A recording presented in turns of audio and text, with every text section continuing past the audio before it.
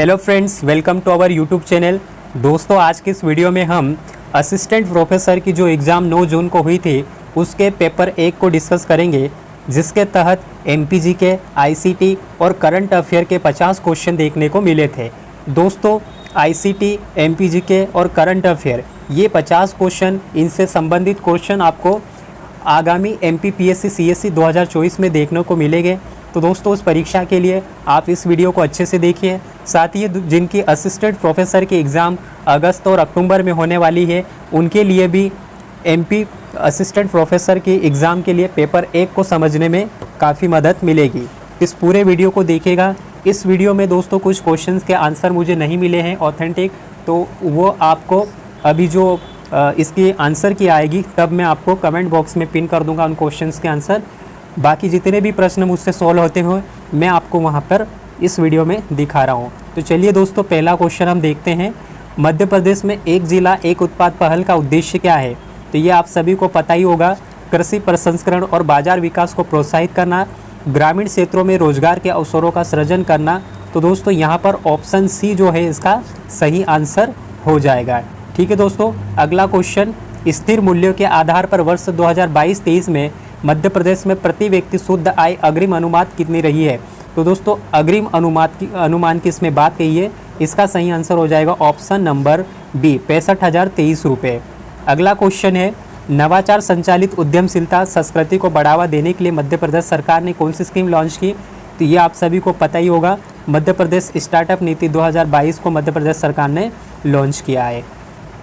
ये एक टफ प्रश्न पूछा गया था कि मध्य प्रदेश के निम्नांकित कोयला क्षेत्रों के युग्मों में से किस युग्म में अर्ध कोकर कोयले का भंडार पाया गया? तो दोस्तों, ये ध्यान रखना, अधिक कोकर कोयले का भंडार जो है ये एक टफ प्रश्न है। इसका आंसर आपको अगर पता हो तो कमेंट बॉक्स में बताइए। बाकी मैं आपको आंसर के आने पर इसको कमेंट बॉक्स में आंसर इसका पिन कर दूंगा। अगला प्रश्न है, ये भी एक अच्छा क्वेश्चन था ज्योग्राफी का। मध्य प्रदेश में ग्रीष्म ऋतु में निम्नांकित में से विशेषता नहीं पाई जाती है। तो ध्यान रखिए दोस्तों, इसको भी समझ कर ही आप सोल्व कर सकते हैं। तो ग्रीष्म ऋतु में धूल भरी आंधियाँ चलती है, ये तो आपको पता ही है। मार्च के बाद से टेम्परेचर में वृद्धि होती, ये भी पता है। अप्रैल एवं मई में आर्द्रता सामान्यतः कम होती है, एक ये ऑप्शन है। और हवाएं उत्तर पश्चिम से दक्षिण पूर्व की ओर प्रवाहित होती है। तो इसका भी जो भी ऑथेंटिक आंसर होगा मैं आपको कमेंट बॉक्स में पिन कर दूंगा। यहाँ तक है, इसका जो आंसर मुझे लग रहा है ऑप्शन ए होना चाहिए। अगला क्वेश्चन पूछा गया, बीला बांध निम्नलिखित में से किस जिले में स्थित है? दोस्तों, जो जितनी भी अभी लेटेस्ट परियोजनाएं बनी है उनको आप अच्छे से देख के जाइएगा। बीला बांध जो है ये सागर जिले में स्थित है, बीला नदी पर। तो इसे आप ध्यान रखिएगा, अच्छा क्वेश्चन ये पूछा गया था। मध्य प्रदेश ओलंपिक संघ का कार्यालय किस शहर में स्थित है? तो इसका सही आंसर है जबलपुर। जबलपुर में मध्य प्रदेश का ओलंपिक संघ का कार्यालय स्थित है। स्पोर्ट्स के क्वेश्चन काफ़ी सारे देखने को मिल रहे हैं आजकल। लेटेस्ट पैटर्न में भी ये प्रश्न आपको थोड़े देखने को मिलेंगे, तो आप देख के जाइएगा। अगला प्रश्न कि वर्ष 2023 में स्वच्छता रैंकिंग में इंदौर के साथ संयुक्त विजेता। तो दोस्तों, इंदौर तो लगातार 7 बार से टॉप पर रही है। इसके साथ ही संयुक्त विजेता के रूप में यहाँ देखा गया है सूरत को, यानी स्वच्छता रैंकिंग में इंदौर और सूरत दोनों को पहला स्थान प्राप्त हुआ है। मध्य प्रदेश शासन की लाडली लक्ष्मी योजना, तो ये एक अच्छा क्वेश्चन है। इसका आंसर है ऑप्शन डी, सामान्य वर्ग की बालिका, अन्य पिछड़ी जाति की बालिका, अनुसूचित जाति जनजाति की बालिका, इन सभी वर्गों के लिए लाडली लक्ष्मी योजना को शुरू किया गया। तो ये योजना कब शुरू की गई, आप इसे कमेंट बॉक्स में बताइएगा। निम्नलिखित में से कौन सा हार्डवेयर नहीं है? ये आईसीटी का प्रश्न आ गया दोस्तों। देखिए, कीबोर्ड ये एक इनपुट डिवाइस है और ये हार्डवेयर भी है, सीपीयू भी हार्डवेयर है और मॉनिटर भी, ये भी हार्डवेयर वो होता है जिसे हम छू कर अनुभव कर सकते हैं। डिवाइस ड्राइवर जो है ये हार्डवेयर नहीं है। ऑप्शन बी इसका सही आंसर हो जाएगा। 1 बाइट बराबर होता है, तो दोस्तों ध्यान रखना, आधा जो बाइट होता है वो 1 निबल के बराबर होता है। तो जो पूरा बाइट हो जाएगा, यानी 1 बाइट हो जाएगा, वो 2 निबल का हो जाएगा। ऑप्शन नंबर बी सही आंसर हो जाएगा। तो इस तरह के छोटे छोटे क्वेश्चन भी आपको देखने को मिल सकते हैं। कृत्रिम बुद्धिमत्ता के कौन से उपतंत्रों में ऐसे एल्गोरिदम शामिल है जो स्वयं सीखने और भविष्यवाणी करने के लिए डेटा का उपयोग करते हैं? तो दोस्तों, इसका जो सही आंसर है वो है मशीन लर्निंग, बी ऑप्शन सही है। अगला प्रश्न है, हैकिंग, फिशिंग, ईमेल भेजना, रैनसमवेयर, हैशिंग, फिशिंग, ईमेल भेजना, रैनसमवेयर किसके उदाहरण है? तो दोस्तों ये साइबर क्राइम गतिविधियों के उदाहरण है। ठीक है दोस्तों, ऑप्शन नंबर सी इसका सही आंसर हो जाएगा। पिछले दशक में मध्य प्रदेश में कृषि की उच्च विकास दर किस कारक का योगदान नहीं रहा है? तो ये भी एक समझने वाला प्रश्न है, आपको डायरेक्टली ये किताबों में नहीं मिलेंगे, ये आपको अपने ज्ञान के आधार पर पढ़कर समझकर इनके आंसर दे सकते हैं। तो दोस्तों मध्य प्रदेश में कृषि की उच्च विकास दर में किस कारक का योगदान नहीं रहा है? दोस्तों ऐसे जो पॉइंट आ जाते हैं, ऐसी चीज़ें आ जाती हैं, इनमें क्वेश्चन को ध्यान से पढ़ना चाहिए, नहीं है रहा है इस टाइप के, क्योंकि ये थोड़ा सा आपको देखने में अजीब सा लगेगा और आप क्वेश्चन गलत कर देंगे। तो यहाँ पर ऑप्शन इसका ए सही आंसर होगा। शहरी बुनियादी ढांचे का विस्तार, ये जो है कृषि की उच्च विकास दर में इसका योगदान नहीं रहा। बाकी सिंचाई जो कि कृषि से संबंधित है, खेती, बिजली की उपलब्धता, तभी तो कृषि के में डेवलपमेंट देखने को मिलेगा। ग्रामीण सड़क नेटवर्क, मजबूत खरीद तंत्र, तो ये ऑप्शन तीनों जो है यहाँ पे सही है। ऑप्शन ए यहाँ का गलत हो रहा है, यानी शहरी बुनियादी ढांचे के विस्तार का यहाँ पर योगदान नहीं रहेगा। अगला प्रश्न है, कौन सा कानून अनुसूचित क्षेत्रों में ग्राम सभाओं को प्राकृतिक संसाधनों के प्रबंधन के लिए सशक्त बनाता है? तो इसका आंसर हो जाएगा पेसा एक्ट। मध्य प्रदेश की चतुर्थ विधानसभा के अध्यक्ष कौन थे? तो दोस्तों इस तरह से जो आपको विधानसभा हो गई है, आपको इनमें जितने भी विधानसभा अध्यक्ष रहे हैं, उपाध्यक्ष रहे हैं, कौन से अभी विधानसभा के चुनाव हुए हैं, तो विधानसभा से रिलेटेड आपको प्रश्न देखने को मिलेंगे ही मिलेंगे। इसका सही आंसर है Kashi Prasad Pandey. Option number D जो है इसका सही आंसर है। काशी प्रसाद पांडे जो है ये, दोस्तों मैं इसमें थोड़ा सा कंफ्यूज हो रहा हूँ, मुकुंद सखाराम नेवालकर और काशी, जहाँ तक है काशी प्रसाद पांडे होना चाहिए। एक बार मैं इसको चेक कर लेता हूँ।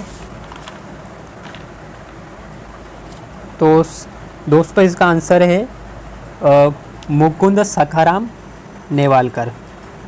बी ऑप्शन इसका सही है। चौथी विधानसभा के अध्यक्ष रहे हैं मुकुंद सखाराम नेवालकर। और ये जो तेजलाल टेमरे हैं, ये विधानसभा के सबसे कम समय तक अध्यक्ष रहे हैं। सर्वाधिक समय तक विधानसभा के अध्यक्ष रहे हैं वो पहले रहे कुंजीलाल दुबे। तोमर वंश का संस्थापक, तो दोस्तों ध्यान रखना वीर सिंह देव तोमर वंश के संस्थापक रहे हैं। किसने रामकथा पर आधारित आनंद रघुनंदन नामक नाटक का लेखन किया? तो इसका सही आंसर हो जाएगा विश्वनाथ सिंह। ए ऑप्शन सही है। घेला और बिदड़ी त्यौहार किस जनजाति के द्वारा मनाया जाता है? तो दोस्तों यहाँ पर बी ऑप्शन है गोंड और प्रधान, इन दोनों में से कोई सा आंसर हो सकता है। ये दो तो कतई नहीं होने वाले हैं, तो आप इसे एक बार चेक कर लेना। मैं आपको कमेंट बॉक्स में सारे क्वेश्चंस को आंसर की पिन कर दूंगा। सतपुड़ा के जंगल के लेखक कौन है? तो ये भवानी प्रसाद मिश्र जो है ये इसका सही आंसर है। राष्ट्रीय ई गवर्नेंस योजना किसके द्वारा तैयार की गई? तो दोस्तों राष्ट्रीय ई गवर्नेंस योजना जो है ये भारत सरकार के सूचना प्रौद्योगिकी विभाग और प्रशासनिक सुधार एवं लोक शिकायत विभाग, ये आंसर इसका सही है। भारतीय विशिष्ट पहचान प्राधिकरण की वेबसाइट पर पहुंचने के लिए निम्नलिखित में किसके साथ? दोस्तों आप जानते होंगे कि आप जब आधार कार्ड के अपडेट देखते होंगे, उसको आप आधार कार्ड में कुछ भी करेक्शन करना हो तो आधार की वेबसाइट पे जाते होंगे, तो ये http://uidi.gov.in, ये इसका आंसर हो जाएगा। एक टेक्स्ट फाइल जिसमें सूचनाओं की एक स्ट्रिंग होती है जो आपके कंप्यूटर के हार्ड डिस्क पर ब्राउजिंग जानकारी संग्रहित करती है, इसको कहते हैं कुकी। अगला क्वेश्चन, मध्य प्रदेश में बॉक्साइट के संबंध में निम्नलिखित में से कौन सा कथन सही नहीं है? बॉक्साइट एल्यूमिनियम का इसका ये तो बिल्कुल सत्य है। उत्तम कोटि का बॉक्साइट मेकल पठार में संचित है। बेहर पठार बॉक्साइट भंडार के लिए प्रसिद्ध है। 2021-22 में बॉक्साइट उत्पादन में, तो दोस्तों इसका भी आंसर मैं आपको चेक करके बता दूंगा। मध्य प्रदेश में ग्रिड से संबंध गैर पारंपरिक ऊर्जा के स्रोतों की 31 मार्च 2018 को स्थापित क्षमता में सबसे आगे स्रोत रहा है। ऑप्शन नंबर सी, लघु जल विद्युत ऊर्जा। ये भी समझने वाला क्वेश्चन था, समझकर इसका आंसर दे सकते थे। मध्य प्रदेश में निम्नांकित में से कौन सी सिंचाई परियोजना? तो दोस्तों ये काफ़ी बेहतरीन क्वेश्चन था। संजय सरोवर परियोजना इसका आंसर होगा। ध्यान रखना एक क्वेश्चन इसी से रिलेटेड आता है, सरदार सरोवर परियोजना जो कि नर्मदा की सहायक है। अब इसने पूछा नर्मदा बेसिन से बाहर की तो ये इसका आंसर हो जाएगा संजय सरोवर परियोजना। ये अपर बेनगंगा की ये परियोजना है। बारना रायसेन की है। सुक्ता परियोजना सुक्ता नदी खंडवा की है। ये मान परियोजना धार जिले के जीराबाद से। ये बाकी है तो ये नर्मदा बेसिन की, लेकिन बी ऑप्शन इसका सही आंसर होगा। अगला प्रश्न है, मध्य प्रदेश में उत्तर पश्चिमी भाग पर कटीले वन झाड़ियाँ पाई जाती है। बिल्कुल ये कथन सत्य है। मध्य प्रदेश का जो पश्चिमोत्तर भाग है अर्ध शुष्क जलवायु का क्षेत्र है, ये भी सही है, तो इसका ए आंसर सही हो जाएगा। अगला क्वेश्चन, विंध्याचल श्रेणी के विषय में निम्नलिखित में से क्या सही नहीं है? तो ध्यान रखना, विंध्याचल श्रेणी जो है गंगा और नर्मदा नदी के जो अपवा तंत्र के जल विभाजक है, ये बिल्कुल सही है। और ये क्रमबद्ध ऊंची श्रेणी के रूप में नहीं है, ये भी सही है। यह श्रेणी पूरी लंबाई में विंध्य सेल्स से बनी, ये भी सही है। इसका दक्षिणी ढाल जो है वो तीव्र है, ये गलत हो जाएगा। ऑप्शन डी इसका आंसर होगा। मध्य प्रदेश में शीतल पानी, गिदरी, धोरली, जट्टा, इसके अलावा एक और आपने नाम सुना होगा, मलाज खंड। मलाज खंड आपने एक ये तांबे की प्रसिद्ध रही है मलाज खंड, इसके बारे में भी आपको पता होगा। ये भी तांबे की एक खनिज की इससे संबंधित है, तो इसका सही आंसर हो जाएगा ऑप्शन नंबर डी। शीतल पानी, गिदरी, धोरली, जट्टा तांबे से रिलेटेड ही है। जनवरी के माह में मध्य प्रदेश निम्नलिखित में से किस भाग में औसत तापमान अन्य क्षेत्रों की अपेक्षा जो है वो अधिक होता है? तो दोस्तों इसका आंसर जहाँ तक है सी ऑप्शन होना चाहिए।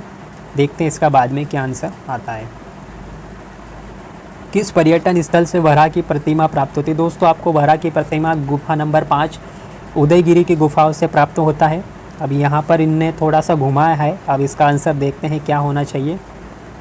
अगला प्रश्न पूछा गया, पत्युवर्धन जिसने गुर्जर प्रदेश जीता था किस वंश के शासक थे? तो दोस्तों बहुत सारों ने पत्युवर्धन वर्धन देख के वर्धन वंश लगा दिया, लेकिन इसका सही आंसर है सेल वंश।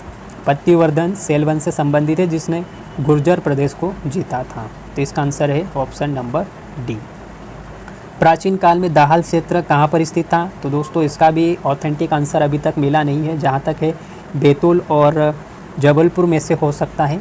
देखेंगे इसका आंसर क्या है। नेटवर्क ट्रैफिक को गुप्त रूप से पकड़ने और उसका विश्लेषण करने की प्रक्रिया, जहाँ तक इसका आंसर स्नूपिंग होना चाहिए, लेकिन फिर भी चेक करेंगे। ये भी एक टफ क्वेश्चन की श्रेणी में है। क्रेडिट कार्ड या डेबिट कार्ड, इसको हम प्लास्टिक मनी भी कहते हैं, ऑप्शन नंबर बी।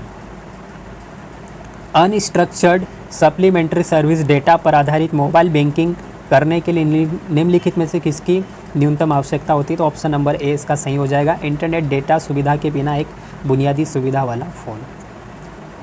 ये सिंपल प्रश्न है, पूछा गया। 1857 की क्रांति हुई थी, उसमें रानी अवंतीबाई का संबंध स्थल रहा था रामगढ़।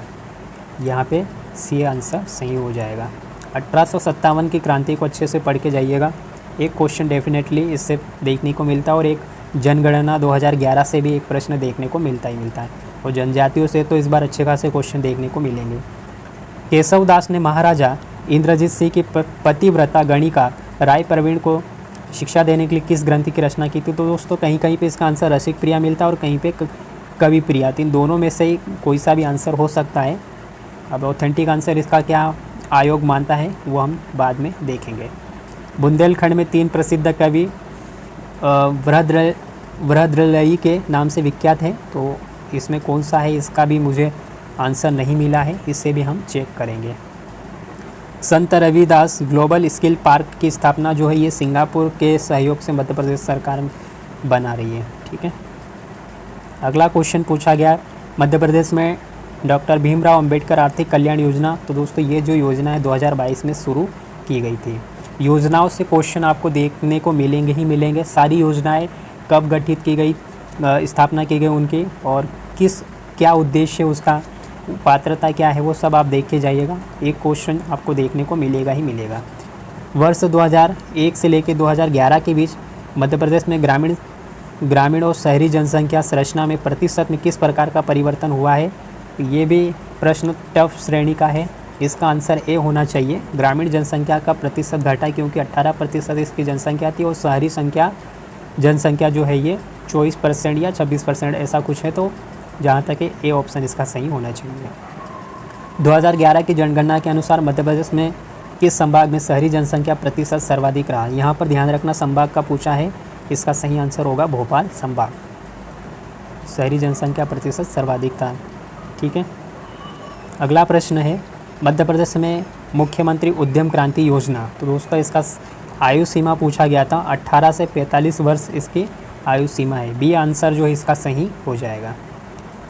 डॉक्टर शंकर दयाल शर्मा भारत के ये 9वें राष्ट्रपति थे, ध्यान रखना 9वें, सी ऑप्शन आ जाएगा। वर्ष 2022 का निशानेबाजी के लिए जो अर्जुन पुरस्कार प्राप्त, तो दोस्तों पद्म पुरस्कार, अर्जुन पुरस्कार, ये जो जितने भी पुरस्कार मिले हैं इनको आप एक बार अच्छे से देखे जाइएगा। डेफिनेटली प्रश्न यहाँ पर आपको देखने को मिलेंगे। इसके साथ ही भारत रत्न इस बार 5 व्यक्तियों को प्रदान किया गया, वो भी देख के जाना। ईसा सी इसका सही आंसर है, ऑप्शन नंबर बी। अगला प्रश्न, मध्य प्रदेश में किस विभूति को 2023 में पद्मश्री पुरस्कार, तो दोस्तों यहाँ पे रमेश परमार, मुनीश्वर चंद्र रावत, ये सारे जो है श्रीमती शांति परमार, इन सभी को 2023 में पद्मश्री पुरस्कार दिया गया। माधव राष्ट्रीय उद्यान, इसका सही आंसर हो जाएगा शिवपुरी, और 1958 में इसकी स्थापना की गई थी, राष्ट्रीय उद्यान बना था। अगला प्रश्न, माउंट एवरेस्ट फतह करने वाली मध्य प्रदेश की पहली महिला, तो ये ध्यान रखना मेघा परमार, और भावना डेहरिया ये छिंदवाड़ा की है, मेघा परमार जो कि सीहोर की है। और ध्यान रखना अभी लेटेस्ट ये एक प्रश्न और ये करंट अफेयर का है, ज्योति अत्रे। ज्योति अत्रे जो है ये भोपाल की है और सर्वाधिक उम्र में भारतीय महिला बनी है पर्वतारोही। 55 वर्ष की आयु में इसने माउंट एवरेस्ट फतह किया। और एक महिला, एक लड़की है काम्या कार्तिकेयन, उन्होंने 16 वर्ष में माउंट एवरेस्ट फतह किया सबसे कम उम्र में। तो ये माउंट एवरेस्ट वाला ध्यान रखना, इससे प्रश्न बन सकता है। 16वीं लोकसभा के अध्यक्ष का नाम, ये सिंपल सा प्रश्न था। 16वीं लोकसभा के अध्यक्ष सुमित्रा महाजन रही, 17वीं के ओम बिरला, और 18वीं के अभी देखते हैं कौन बने। 18वीं लोकसभा, 16वीं विधानसभा और जितने भी अभी हाल ही में चुनाव हुए इनको आप एक बार देख के जाना। पद्म पुरस्कार देख के जाना, जितने भी अवार्ड्स मिले स्पोर्ट्स हैं सभी ये इम्पोर्टेंट है आपके लिए। आईसीटी में आपको थोड़ा थ्योरेटिकल पढ़ के जाना, फैक्ट वाइज थोड़ा कम पूछने लग गए हैं, तो आप अच्छे से देख के जाना। इस पेपर का जो लेवल मुझे लगा थोड़ा सा टफ लगा, कम से कम 15 क्वेश्चंस के शायद मैंने आपको यहाँ पर आंसर नहीं बताएं। कमेंट बॉक्स में उनके आंसर पिन कर दूँगा, तो आप देख लेना एक बार। लेकिन आपकी जो तैयारी है वो किस तरह की चल रही है आपको इस वीडियो को देखकर समझ में आ गया होगा। और अब आप जो है आपके पास जितना भी समय है आप देख लेना इस वीडियो को, और इस वीडियो के इर्द गिर्द के क्वेश्चन देख लेना। आपको डेफिनेटली उससे इसी वीडियो से क्वेश्चन मिलते जुलते आपको देखने को मिलेंगे एग्ज़ाम में। करंट अफेयर पे फोकस करना ज़्यादा, वहाँ के क्वेश्चन आपको थोड़े से घुमा सकते हैं। बाकी MP history, geography, MP geography के क्वेश्चन तो आपको थोड़ा सा दिमाग लगाना ही पड़ेगा, क्योंकि उसमें ऑथेंटिक डेटा की कहीं ना कहीं हमको समस्या आती है। हिस्ट्री की बात करें तो हिस्ट्री में आपको जितना भी अब तक पढ़ा है उसको रिवाइज़ कर लेना, सब सही हो जाएगा। वही एमपी की पॉलिटी में विधानसभा के जितने भी फैक्ट्स हैं सारे देख के जाना। राज्यपाल और जितने भी आपके मुख्यमंत्री रहे हैं, आपके पास विधानसभा अध्यक्ष, उपाध्यक्ष, तो ये सब चीज़ें थी दोस्तों इस वीडियो में। आप लोग अच्छे से तैयारी करिए और आप सभी को ऑल द बेस्ट। और वीडियो अगर अच्छा लगा तो दोस्तों आप वीडियो को लाइक कीजिए, चैनल को सब्सक्राइब कीजिए। मिलते दोस्तों अगले वीडियो में। Thank you.